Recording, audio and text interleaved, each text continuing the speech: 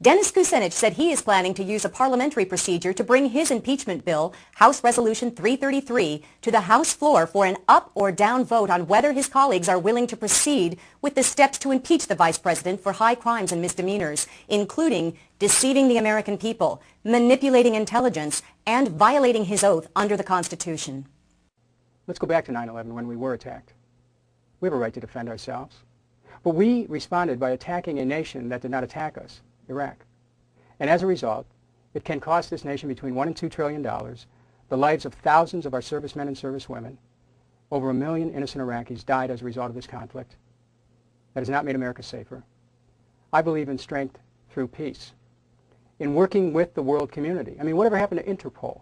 Whatever happened to using good old-fashioned detective work to track down people who wish harm to a nation or people? See, we forgot about that. We became so enamored through our leaders with military force that we lost our sight of how do you achieve security in a complex world. You sure don't do it by attacking nations which did not attack you. As a candidate for president, I bring to this race not only more experience than most of the candidates, but more of a demonstrated commitment to working families over the course of a lifetime. Because I remember where I came from. Because I remember the efforts of my own parents to try to struggle to make ends meet as a working family. And I remember as the oldest of 7, a family that even though someone had a job, it was trouble making ends meet. You can imagine 9 people in one house, what it was like. And so we sometimes didn't have a home that we could call our own. And we kept moving, renters, lived in 21 different places by the time I was 17, including a couple cars. That gave me an understanding of what people might go through. Now, I've learned about opportunities. After all, I've been a councilman, a mayor, congressman. I've learned about opportunities. I've learned that if you believe it, you can conceive it, you can make it happen. I've learned that. I've also learned about pulling oneself up by bootstraps. I've also seen the cynicism, Jesse Jackson, which comes when you tell people to pull themselves up by their bootstraps and then you steal their boots.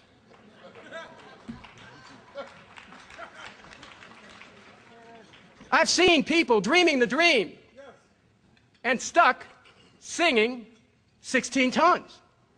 You load 16 tons, and what do you get? Another day older and deeper in debt. St. Peter, don't you call me, 'cause I can't go. I owe my soul to the company store. We're not going back to those days of 16 tons. Another show of hands. Is anyone on the stage willing to enter into Congressman Kucinich's effort to impeach Vice President Cheney? That being the response, Congressman, perhaps it's an appropriate question. Is this a proper use of public congressional time and energy? This is a pocket copy of the Constitution which I carry with me because I took an oath to defend the Constitution. We've spent a lot of time talking about Iraq here tonight and America's role in the world. This country was taken into war based on lies. This country was taken into war based on lies about weapons of mass destruction and al-Qaeda's role with respect to Iraq, which there wasn't one at the time we went in. I want to state that Mr. Cheney must be held accountable. He is already ginning up a cause for war against Iran. Now, we have to stand for this Constitution. We have to protect and defend this Constitution. And this Vice President has violated this Constitution. So I think that while my friends on the stage may not be ready to take this stand, the American people should know that there's at least one person running for president who wants to reconnect America with its goodness, with its greatness, with its highest principles, which currently are not being reflected by those who are in the White House. Time has expired.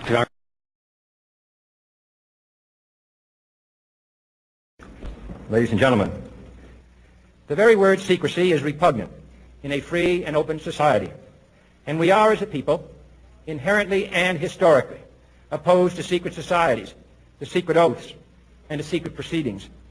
We decided long ago that the dangers of excessive and unwarranted concealment of pertinent facts far outweighed the dangers which are cited to justify it. Even today, there is little value in opposing the threat of a closed society by imitating its arbitrary restrictions. Even today, there is little value in ensuring the survival of our nation if our traditions do not survive with it. And there is very grave danger that an announced need for increased security will be seized upon by those anxious to expand its meaning to the very limits of official censorship and concealment.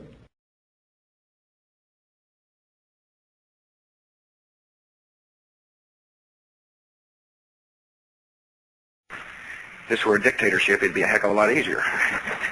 Just so long as I'm the dictator. And more, but that's okay. If this were a dictatorship, it'd be a heck of a lot easier. Just so long as I'm the dictator. No, I've always, a dictatorship would be a heck of a lot easier. There's no question about it. World order. World order. When the weapons of mass destruction thing turned out not to be true, I expected the American people to rise up. They didn't. Then, when the Abu Ghraib torture thing surfaced, and it was revealed that our government participated in rendition, a practice where we kidnap people and turn them over to regimes who specialize in torture, I was sure then the American people would be heard from. We stood mute. Then came the news that we jailed thousands of so-called terrorist suspects, locked them up without the right to a trial or even the right to confront their accusers.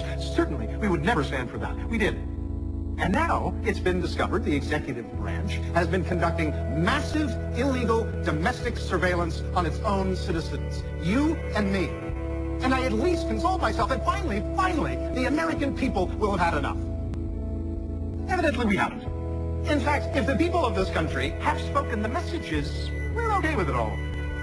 Torture, warrantless search and seizures, illegal wiretappings, prison without a fair trial, or any trial, war on false pretenses.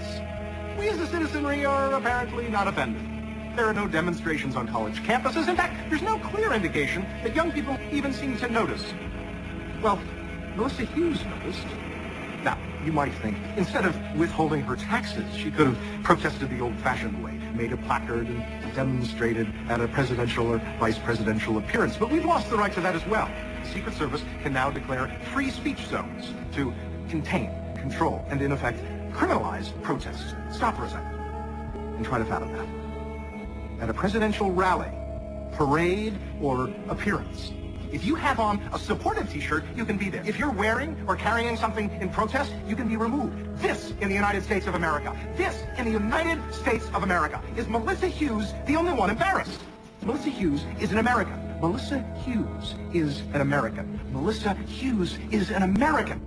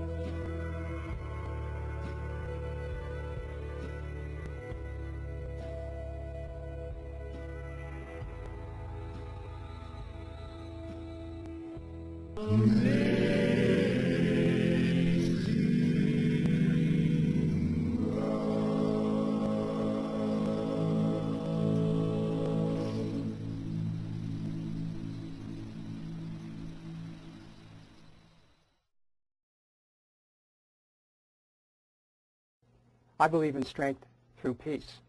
The Department of Peace recognizes that we have the potential to make this a more peaceful society, and it focuses on very practical measures to address practical problems. For example, domestic violence, spousal abuse, child abuse, violence in the schools, racial violence, gang violence. Every kind of violence in our society can be addressed in a programmatic way through education. I'm talking about educating our children in values of peace-giving and peace-sharing, of teaching children how to handle the differences they have with other children. The Department of Peace is a very hopeful approach towards dealing with the problems we have in our society that lead towards violence. It takes the principles of Dr. King, of Christ, and Gandhi, and other great religious leaders in creating a practical approach, in teaching nonviolence. We learn violence. Violence is learned, and nonviolence is learned as well. So I'm looking to create a transformation in our society. Strength through peace. Peaceful communities, peaceful homes, peaceful families. That's the direction we want to take this country. Thank you.